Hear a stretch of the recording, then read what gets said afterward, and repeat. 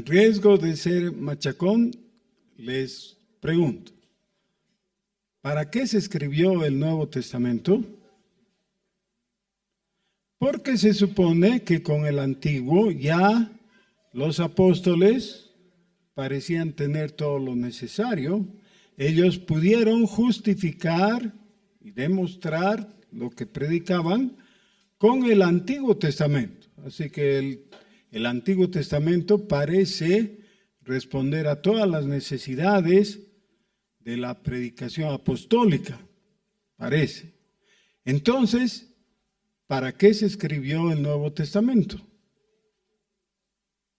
Y hemos visto, gracias a los registros del libro de los Hechos, cómo la predicación apostólica se fue desarrollando, no inventando, no tenían que inventar nada, sino demostrando que lo que decían tenía base en el Antiguo Testamento, pero eso proyectaba doctrinalmente hacia más adelante, es decir, abría la revelación, la ampliaba, para que podamos ver lo que Dios había querido revelar desde el principio. Entonces, hemos visto ya los primeros escritos cristianos que responden a ciertas necesidades. Hemos visto en el libro o la epístola de San Pablo a los romanos, cómo el apóstol les dice, no estoy avergonzado del evangelio. En términos positivos podría ser, estoy orgulloso del evangelio, estoy satisfecho con el evangelio, porque el evangelio es el poder de Dios para salvación a todo aquel que cree. Porque en el evangelio la justicia de Dios se revela por fe y para fe. Ahora, eso es Romanos, ha hablado del evangelio. Pero entonces nos preguntamos solamente por el concepto de la palabra evangelio, ¿de qué? O sea, el evangelio, que quiere decir buena nueva o buena noticia, tiene que tener un punto en específico, ¿no? Por ejemplo, los que están siguiendo el mundial quieren saber algunos resultados. Si no han podido ver un partido, digamos, pero entonces preguntan al que, ¿y cómo nos fue? ¿O cómo salió? Y él con cara de alegría le dice, buenas nuevas o buenas noticias, ¿no? Para usar un lenguaje más popular. Buenas noticias. ¿Qué pasó? Hemos ganado. Ya, esa es una buena noticia, es un evangelio. Pero eso es del fútbol. La buena nueva a la que se refiere Romanos capítulo 1, versículos 16 y 17, es el evangelio de Jesucristo. El evangelio de Jesucristo. El evangelio de Jesucristo está presentado en 4 libros que nosotros los conocemos, cada uno de ellos, como el evangelio de Mateo, Marcos, Lucas y Juan, ¿no? Antiguamente en las Biblias venía un nombre más complicado. El Santo Evangelio de Jesucristo según San Juan o cualquiera de los apóstoles, ¿no? Luego han querido hacerlo más sencillo y han puesto San Juan o San Mateo. Y algunos han dicho, ¿por qué San? Que eran hombres nomás. Ya, Mateo, así está ahora, ¿no? En algunas de las Biblias ya han puesto, porque eso es cuestión, es una decisión editorial. Ya, Mateo. Está bien, solo que ahora no dice todo lo que quería decir originalmente, con las primeras ediciones. Lo que querían decir es, este es el relato de fulano de tal, que no es un cualquiera, es alguien que la iglesia, la tradición, qué sé yo, lo ha considerado especial, por eso lo estamos nombrando santo. Ok, en mi Biblia, por ejemplo, ahora la tengo abierta. Uy, qué amable, gracias. Tengo el nombre de este libro, que es simplemente Colosenses. Eso es todo. No dice, como antes, la epístola del apóstol Pablo a los colosenses. No dice todo eso. Pero era útil que diga para alguien que por primera vez está abriendo su Biblia, ya sabe de qué se trata, es una epístola. Aquí dice solo Colosenses. Y lo de Colosenses está referido a lo que en el versículo 2 del capítulo 1 dice, a los santos y fieles hermanos en Cristo que están en Colosas. Ni siquiera les dice Colosenses, ¿no? Les dice los que están en Colosas. Colosenses es una de las epístolas carcelarias, así está clasificada. ¿Qué significa eso? Que fue escrita cuando el apóstol Pablo estaba en la ciudad de Roma, preso, y les escribió a los colosenses. Colosenses es una de las epístolas que son trillizas, para comenzar, ¿no? Efesios, Filipenses y Colosenses, son las tres. Cada una de ellas tiene más o menos el mismo objetivo, que es alentar a los hermanos en esas ciudades del Asia Menor. Éfeso, Filipos, no está en el Asia Menor, está al frente en Europa, en Macedonia, pero Colosenses también, Colosenses es de toda esa región. ¿Se acuerdan de la película, claro, basada en la novela de Troya? ¿Se acuerdan Troya? Sí, por ahí cerca de Troya estaba Colosas. Bien interesante, ¿no? Porque a veces desvinculamos el asunto, pero es de toda esa región. Ahora, los colosenses eran griegos que no vivían en Grecia, que su lugar no era Grecia propiamente, lo que nosotros conocemos por Grecia, o Macedonia al norte, sino al frente, lo que ahora sería Turquía. Pero es interesante, esa parte de Turquía, la parte occidental, antes era Grecia. Eran considerados, era parte de la cultura helénica, ¿ya? O sea, de cultura eran griegos. Como griegos eran paganos y eran personas bastante cultas en comparación al resto del mundo que ellos consideraban bárbaros, pero eran cultos en algunos sentidos, en la filosofía y conocían mucho de matemáticas y de geometría, esas cosas que los griegos desarrollaron, ¿no? Pero en otras eran muy atrasados, eran paganos.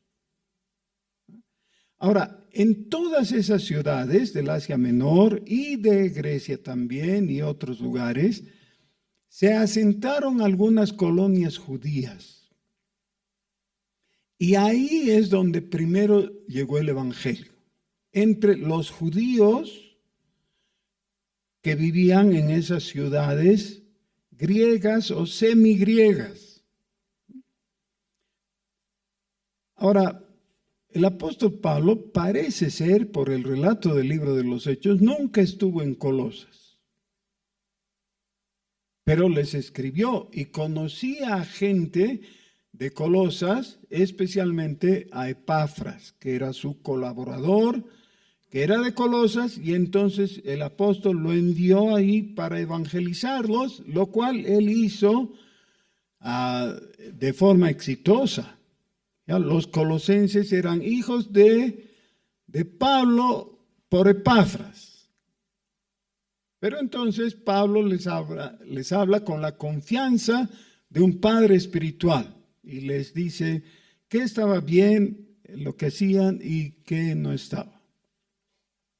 Ahora, les dije, esta es una epístola de las trillizas, porque Éfeso y Filipenses también lo son, de la misma época. Y los temas que tratan en las tres epístolas son muy parecidos. Algunos ven en cada versículo de Efesios algo relacionado con Colosenses, sobre todo con Colosenses. Son muy cercanas las dos epístolas. Y sin embargo, si tú lees la una, nunca dices, pero ya dijo en la otra tal cosa. No, siempre hallas que la diferencia es tan rica que valía la pena leer las dos. Y mejor, leerlas de forma comparativa. Ahora, Efesios es considerada una epístola eclesiológica. ¿Qué significa esto? Que se desarrolla la doctrina de la iglesia de una forma muy importante. Mucho de lo que sabemos de la constitución de la iglesia es gracias a que podemos leer Efesios. Y entonces apreciamos que tengamos Efesios por un lado y Colosenses por el otro lado, porque Colosenses no es eclesiológica como Efesios, es cristológica. Es decir, la doctrina de Jesucristo está desarrollada en forma más amplia y mejor, más profunda en la epístola a los Colosenses. Otra vez, ¿para qué se escribió el Nuevo Testamento? Para completar la revelación de Dios. ¿Teníamos la revelación de Dios en el Antiguo Testamento? Sí. ¿Era suficiente eso? En un sentido, sí, porque los apóstoles utilizaron la escritura del Antiguo Testamento demostrando la verdad del Evangelio. Pero había necesidad de una presentación propia, de una presentación que sea absoluta en el sentido de poder cerrar el círculo. Seguramente alguna vez han visto una película de vaqueros, ¿no? De gente que trabaja con ganado. Una de las labores de los vaqueros que trabajan con el ganado vacuno, obviamente, es cuando han sacado o dejado salir a las vacas a buscar pastos, después no había sido tan fácil silbar, ¿no? Y las vacas vienen, ¿no ve? Cuando se les silba, no vienen nada, ¿no? Hay que ir y traerlas, lo cual no es fácil, porque uno en la película ve, pero cuando ya estás en la realidad, a ver, si te paras al lado de una vaca, ¿qué sientes? Complejo, porque eres chiquitito. La vaca es un animal grande que te quintuplica o a veces más en peso, ¿no? Es muy grande, voluminoso y claro que no te va a hacer caso. Es un arte, ¿no? Es toda toda una complicación trae todas las vacas. Entonces, cuando por fin se ha logrado que las vacas entren en el corral, se necesita que el corral no tenga fugas. Pues. Si hay una parte que no tiene la cerca, las vacas se van a ir. Claro. Tiene que ser una cerca suficientemente fuerte. ¿Ya?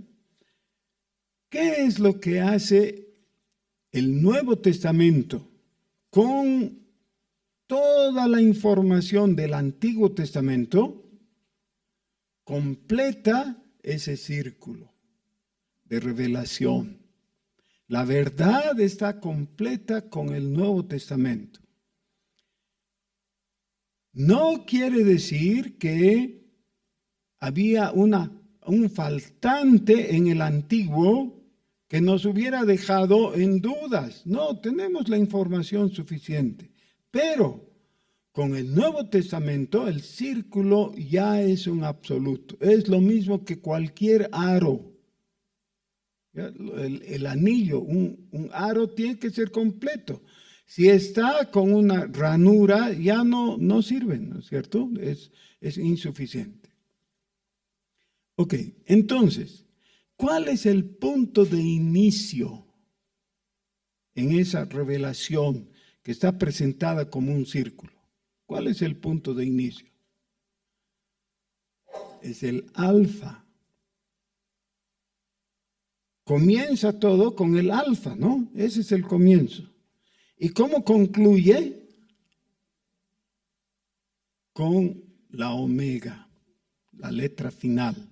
Pero el alfa y la omega están juntas. ¿Y cómo se presenta entonces esto? Se presenta en Apocalipsis, cuando el Señor dice, yo soy el alfa y la omega, el principio y el fin. Toda la revelación está completa entonces, iniciándose con Jesús. ¿Cómo se inicia con Jesús? En el principio era el Verbo, y el Verbo era con Dios. Ok, y la omega, ¿cómo termina con Jesús? Sí, ven Señor Jesús. Ahí termina la Biblia. Dios no necesita decir más. Eso es todo. Está completo y está perfecto. Ahora, todo eso es fácil de presentar, pero no es tan fácil de desarrollar. No es tan fácil de ver cómo se va desarrollando, porque cuando hacemos la lectura de algunos libros del Antiguo Testamento, decimos, pero ¿y esto qué tiene que ver con la cristología? ¿Esto en qué me toca? ¿Cómo me ayuda? No le vemos de primera mano, porque no hemos puesto el punto central inicialmente. Ese punto central también es Jesús. Como cuando usas un compás para trazar el círculo adecuadamente, tienes que escoger primeramente el lugar central, pues, donde pongas la punta del compás, ¿no es cierto? Ese punto es Jesús.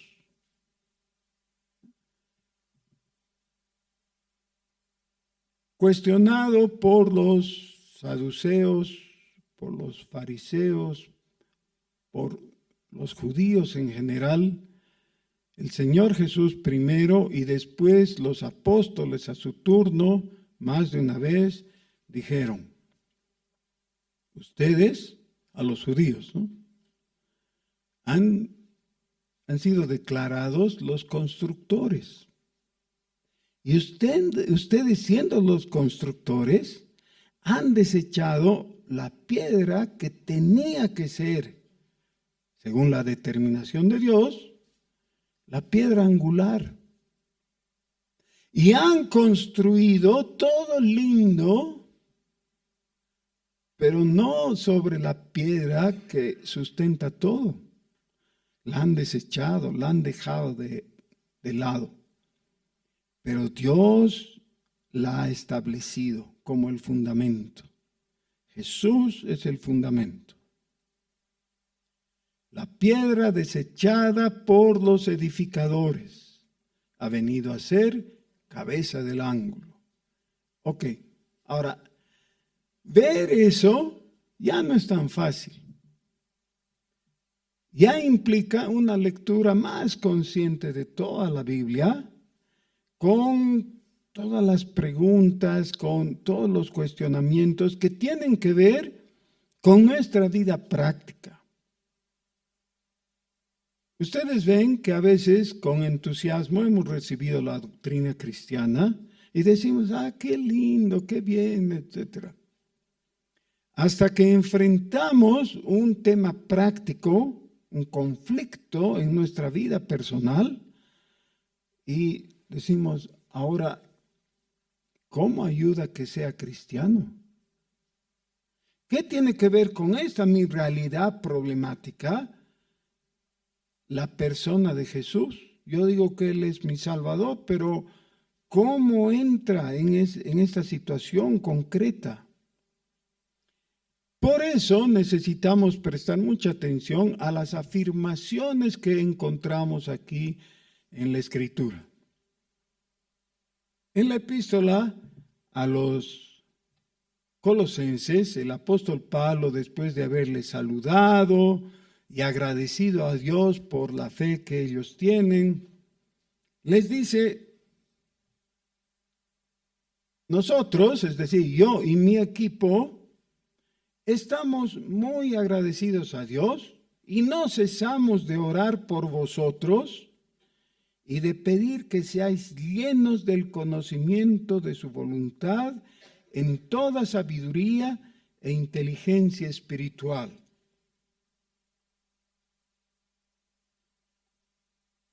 Nosotros les miramos y estamos felices con ustedes.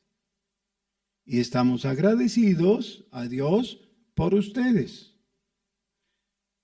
Entonces, después de agradecer a Dios, pasamos a pedir que ustedes sean llenos del conocimiento, de toda sabiduría. ¿Qué conocimiento? De la voluntad de Dios. ¿Para qué tendrías que saber o conocer la voluntad de Dios? Nos preguntamos. ¿Para qué? Versículo 10, para que andéis como es digno del Señor.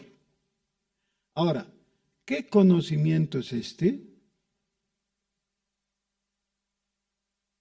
Para saber de qué trata una respuesta, es útil que sepamos cuál es la pregunta, ¿no? El problema muchas veces nuestro al leer la Biblia es que en la Biblia encontramos la respuesta. Pero ¿y si no tenemos la pregunta? Quizás no vamos a entender de qué está hablando. Así que, como no tenemos todo el tiempo, de hecho les voy a dar como una sugerencia la pregunta. Es una pregunta sencilla. Pero ustedes pueden adoptarla o rechazarla si quieren, ¿ya? Esta es mi sugerencia. La pregunta es, ¿quién es Jesús? Ahora tomen su decisión. ¿Quieren adoptar esa pregunta para que sea su pregunta? Si es sí, entonces vale la pena que oigan el resto del sermón. Si es no, duérmanse nomás. Pero si es sí, entonces, ¿cuál es la pregunta? ¿Quién es Jesús? ¿Quién es? Ok, ahora, La respuesta del apóstol es esta. Versículo 15. Estamos en Colosenses capítulo 1, versículo 15. Él es la imagen del Dios invisible, el primogénito de toda creación. La palabra Jesús, sustituida por el pronombre Él, en el versículo 15, está antes en los versículos anteriores, especialmente en el versículo 13, que termina con la palabra su amado Hijo. Está hablando de su amado Hijo, el Hijo de Dios, ¿no? Él, el amado Hijo, es la imagen de Dios.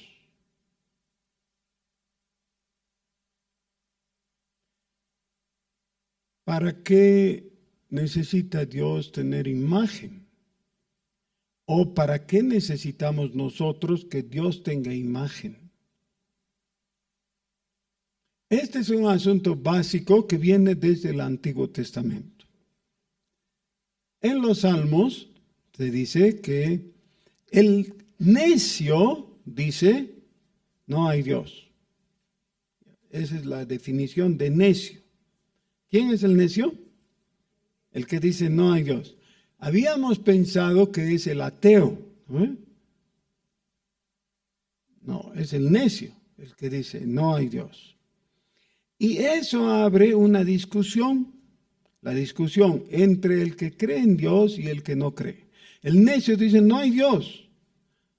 ¿Y por qué dices eso? Porque he visto en todas las direcciones y no he encontrado a Dios. Le he buscado en esta forma, en la otra forma, tal, y todos mis esfuerzos han sido vanos, no encuentro a Dios. Como no encuentro a Dios, deduzco que no hay Dios. Y eso es lo más lógico, ¿no? Pero esa es la conclusión del ateo.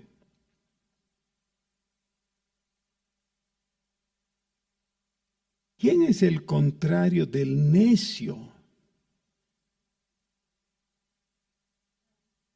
Sí, el sabio.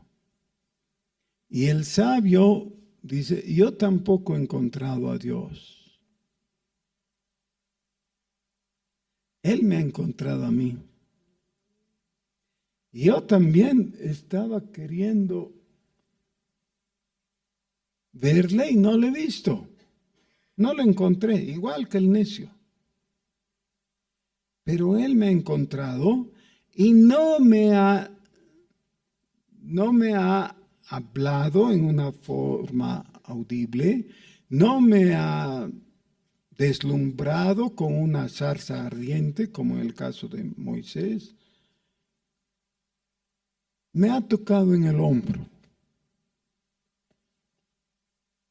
Y cuando me ha tocado, me ha dejado escuchar por el Espíritu Santo, con su dulce voz, unas palabritas. ¿Qué palabritas eran? Abracadabra. No. No son palabritas mágicas. No son palabritas extrañas, no son palabras en hebreo o en arameo o cosas así. No. Pero son palabras. ¿Qué palabras?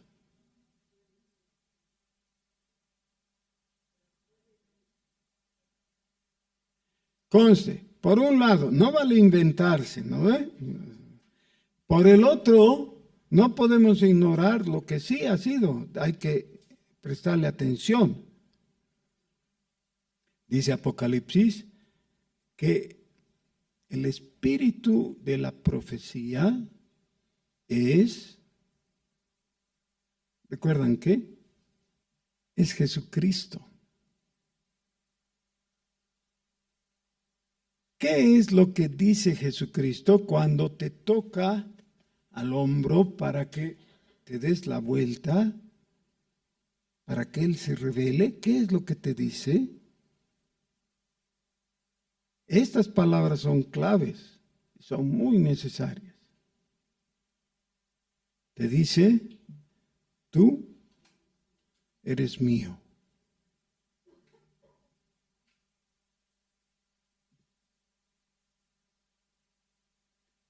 Mi mamá tenía una sobrina que por tanto era mi prima, ¿no? Pero tenía edad como para ser mi mamá, digamos, esta mi prima. Por eso yo la veía como tía, no como prima. Esta mi prima fue a una fiesta y no volvió. Volvió al día siguiente a su casa. Y toda la familia dice que estaba muy enojada, ¿no? Había estado en vilo. ¿Qué pasó con la chica? Era una chica jovencita y bonita y susceptible de que se pierda, ¿no? Entonces le hicieron todas las preguntas. Bueno, ¿qué pasó? Y ella dijo, fui a la fiesta y alguien vino y me tomó la mano y me dijo, tú eres mía. Y le creí. Le creyó y se fue con el fulanito. Ni lo conocía. Solo se fue. Como dicen ahí en su pueblo, se huyó. Ya. Ahora, es un ejemplo feo, ¿no? Es feo, pero es muy útil. ¿Saben qué? Por la gracia de Dios, el Espíritu Santo viene, te toca el hombro, y te dice, tú eres mío.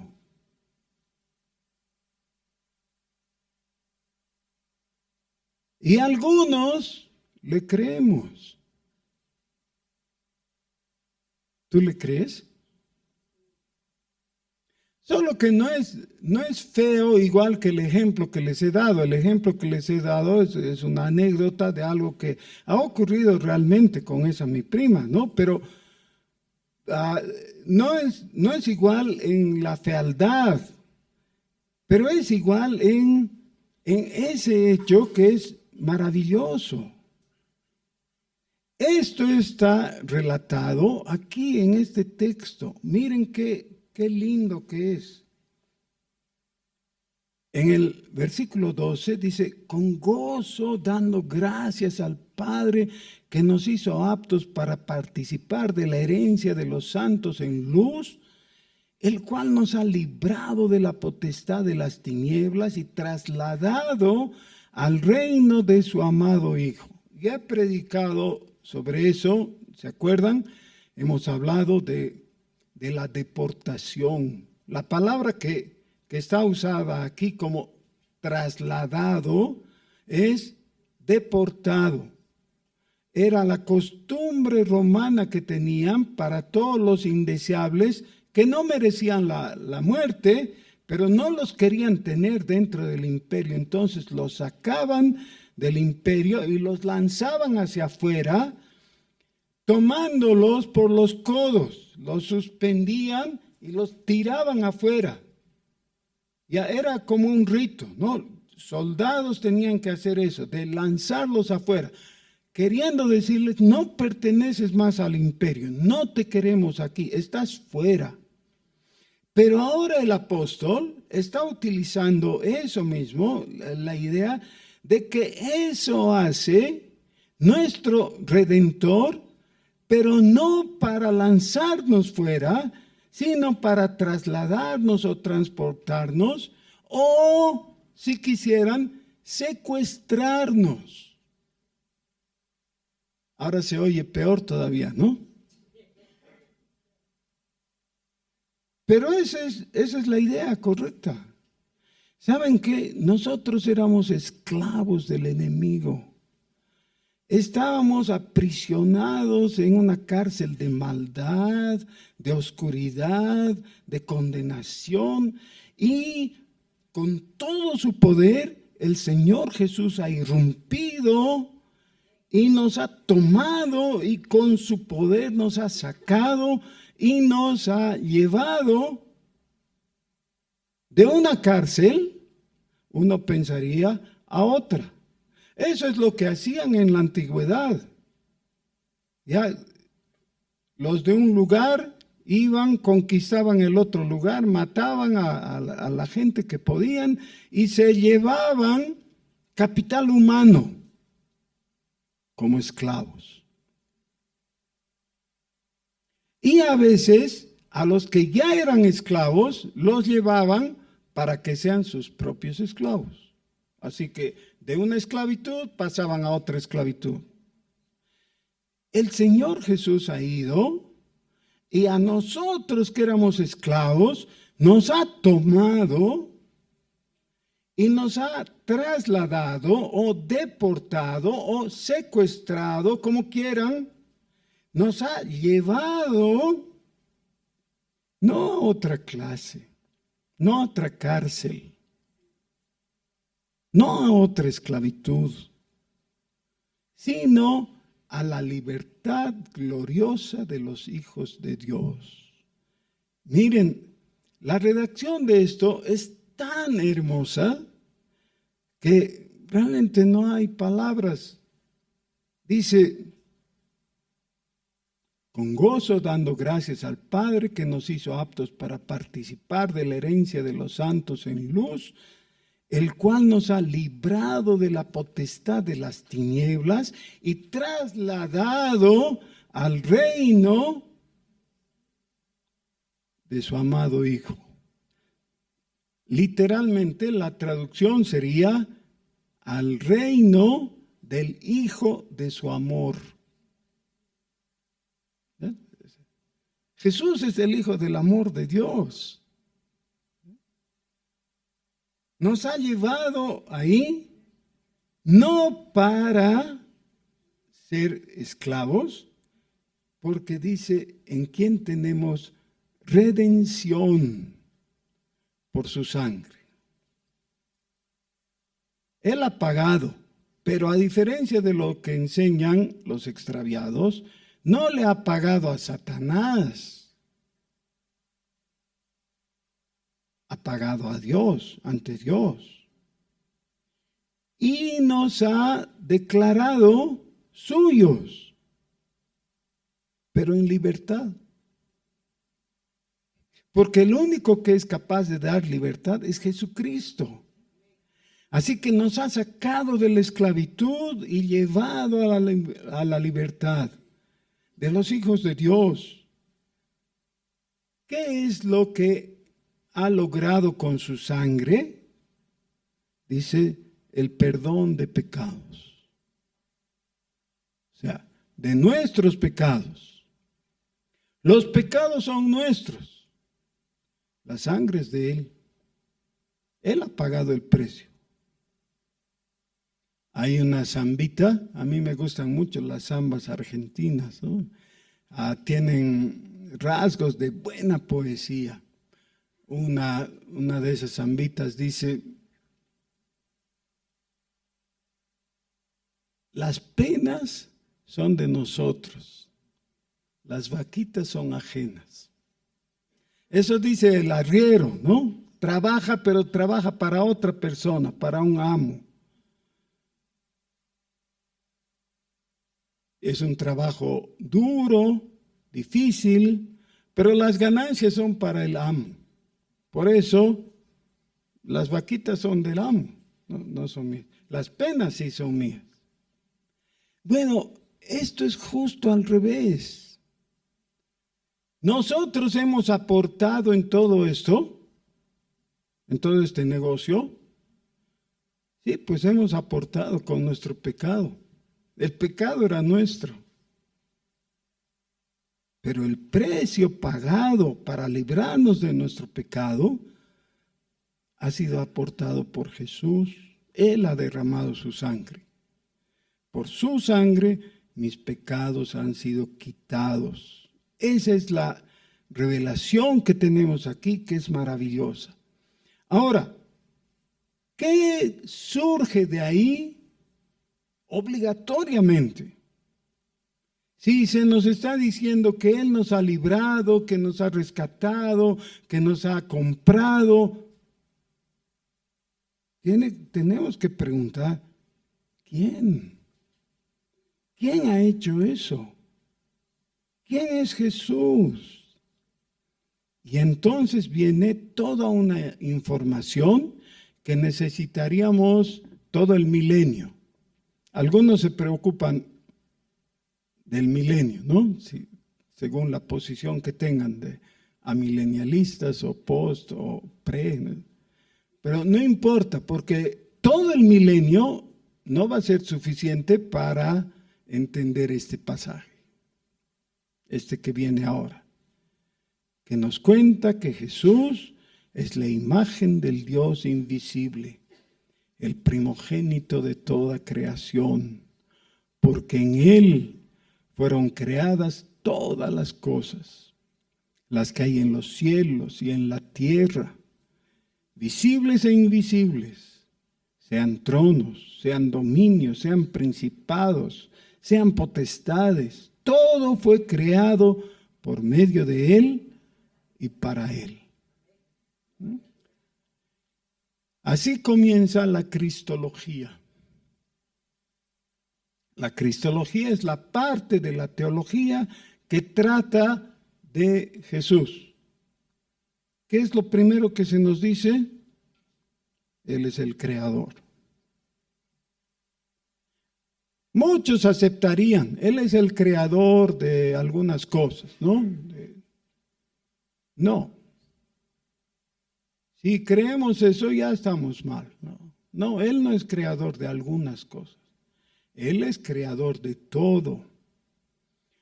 La misma información, igualmente rotunda, la tenemos en el Evangelio según San Juan, capítulo 1, versículo 3.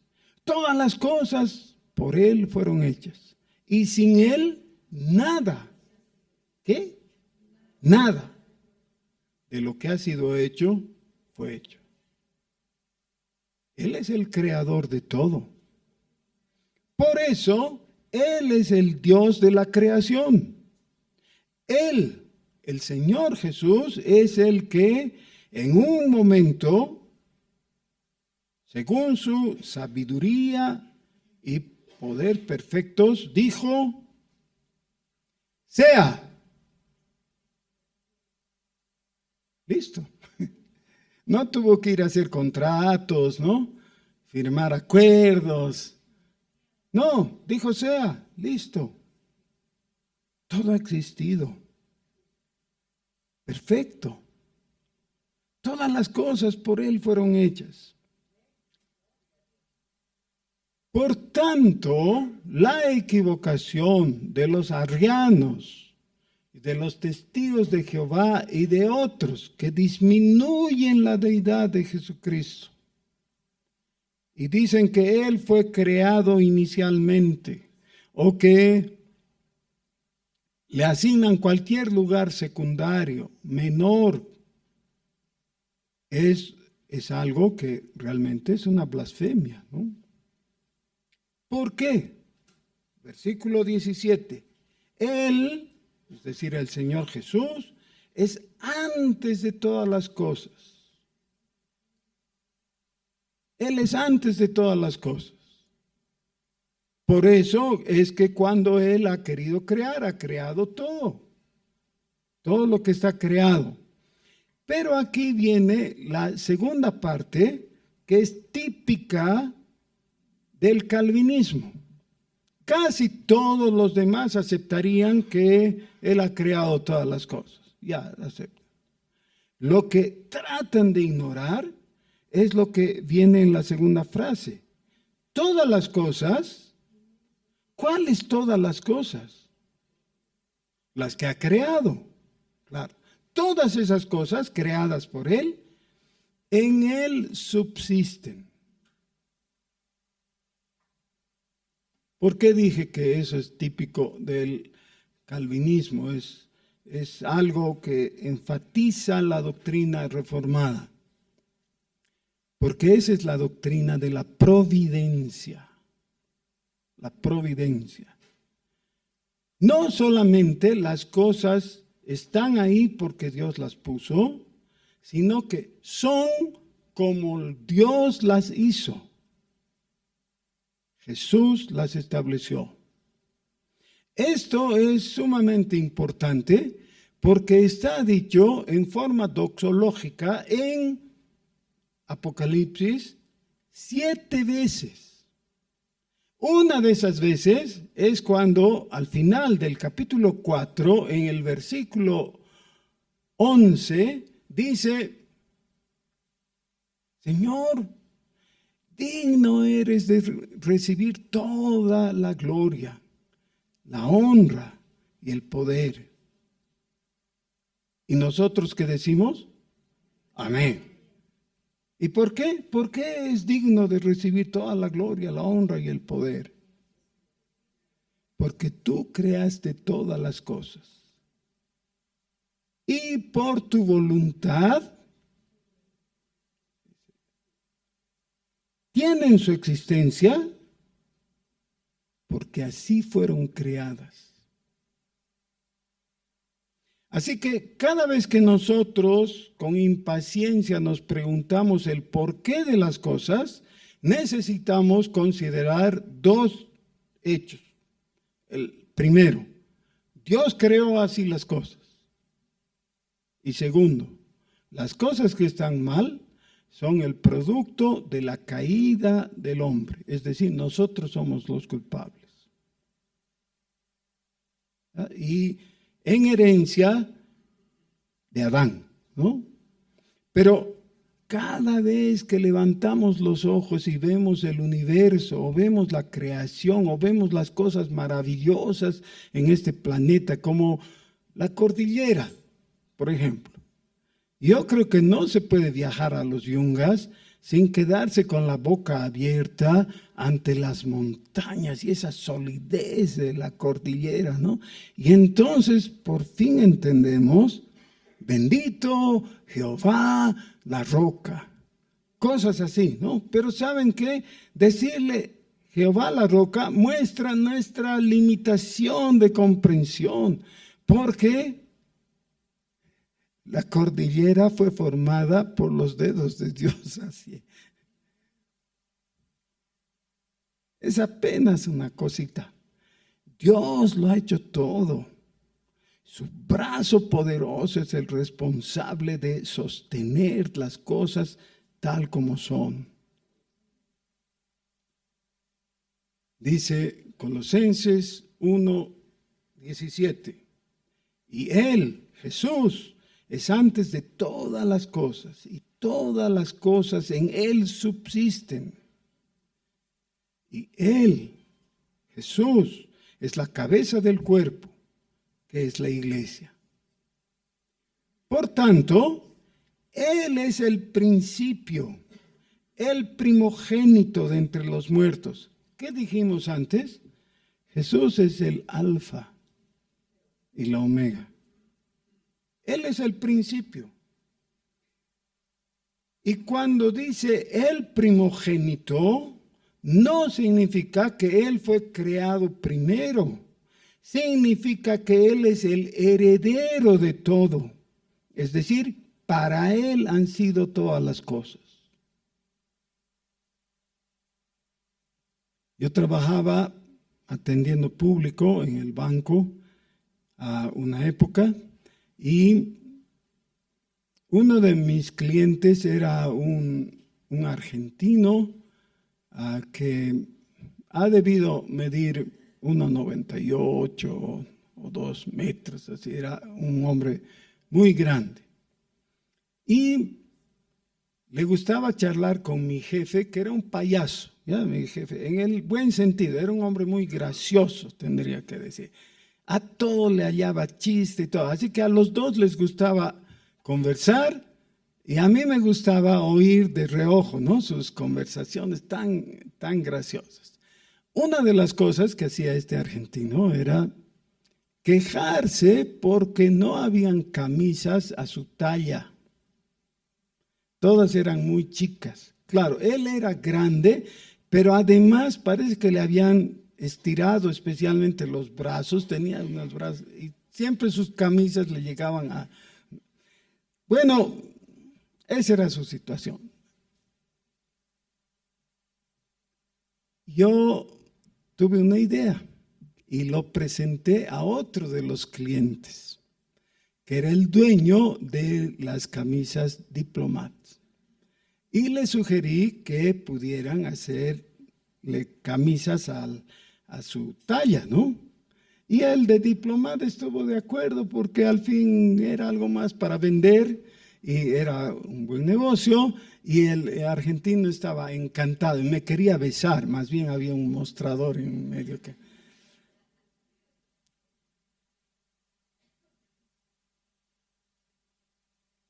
A veces la gente piensa, este mundo no ha sido hecho a mi talla. ¿Han visto? ¿Por qué pensamos así? Porque por un momento llegamos a pensar, yo estoy en el centro de todo el asunto, soy el eje alrededor del cual gira todo. Todo tendría que ser de acuerdo a mi medida, a mi talla. No, no es así. ¿Quién está en el centro de todo? Jesús. ¿En la talla de quién tienen que ser hechas las camisas? Sí. Ahora vean qué aplicación práctica tiene esto. Se discute en nuestros días, y esto tiene que ver con las clases que están dando Mariel y José María, de la familia. La familia es invento social o es invento de Dios. Ahora, hay gente que dice, no, la familia ya pasó de moda. ¿Qué es eso de familia? Son cosas vetustas, anticuadas, obsoletas. Ya la gente no necesita familia. ¿Saben qué? Mejor no te pongas a pleitear con el dueño de casa. El dueño de casa es Dios. Él ha creado y toda la creación es para Él, es para Jesús. Entonces hay que preguntarle a Jesús cuál es el modelo que quiere que nosotros sigamos aún en la organización social. La familia es un invento de Dios. Dios ha establecido el papá, la mamá, los hijitos, y todo lo demás en círculos concéntricos. No es invento humano, no lo puedes negociar. No puedes decir ya pasó de moda. Quizás pasó de moda en la mente pagana, pero nosotros todavía nos gozamos en hablar con Dios y decirle, oiga señor vecino, ¿así le decimos? No, ¿qué dice Jesús? ¿Cómo debemos hablarle? Padre nuestro. ¿Ven? ¿Quién inventó eso? El que ha creado todo. Padre nuestro. Todas las cosas por Él subsisten porque Él es la cabeza.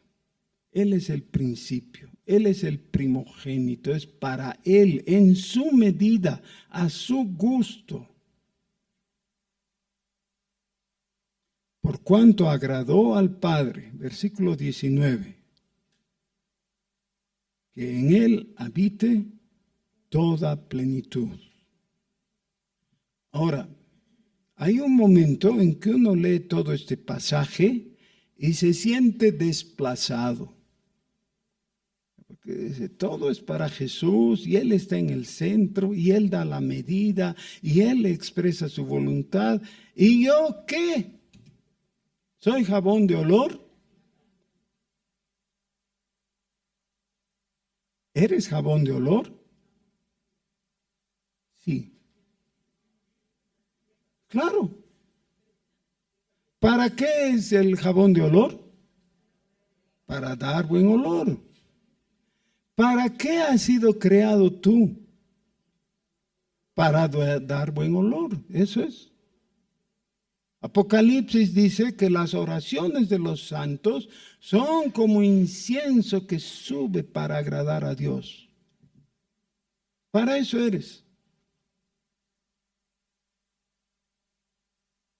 A ver, mira al de al lado. ¿Para qué eres? ¿Para qué has sido creado? Para dar buen olor con tu alabanza a Dios. Esa es nuestra razón de ser, agradar a Dios. Y si cumplimos eso, ya nos tenemos que dar por bien pagados. Qué lindo, porque ¿saben qué? Además, en eso consiste nuestro gozo.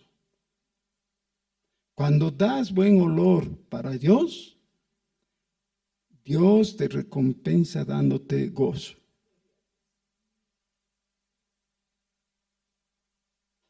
Oremos. Señor, con humildad nosotros te decimos, quisiéramos ser jabón de olor para ti, un incienso, que nuestros corazones expresen alabanza a tu nombre todo el tiempo, gratitud, porque para ti hemos sido creados. Señor, que el objetivo, el propósito de habernos creado se cumpla. Y por Jesucristo tú nos aceptes. En su santo nombre te hablamos. Amén.